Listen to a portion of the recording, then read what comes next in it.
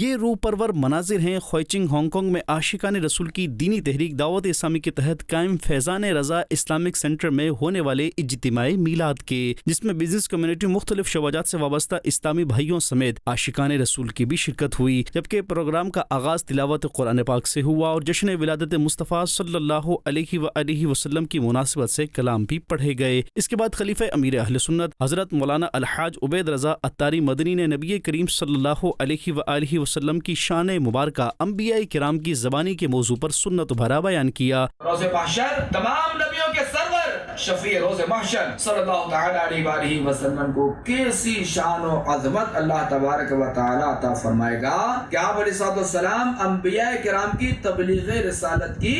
تصدیق فرمائیں گے۔ اجتماع میلاد کے دوران خلیفہ امیر اہل سنت نے شرکاء اجتماع کو سلسلہ عالیہ قادریہ رضویہ عطاریہ میں داخل کر کے امیر اہل سنت داماد برکاتہم العالیہ کا مرید بنایا اور ذکر اللہ بھی کیا گیا۔ اس کے بعد مولانا الحاج عبید رضا عطاری مدنی نے دعا بھی کروائی، جبکہ اختتام پر صلاۃ و سلام بھی پڑھا گیا۔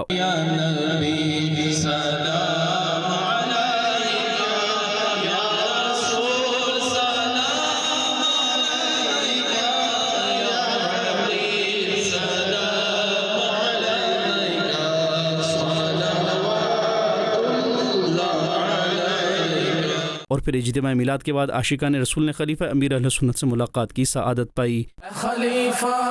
امیر اہل سنت، خلیفہ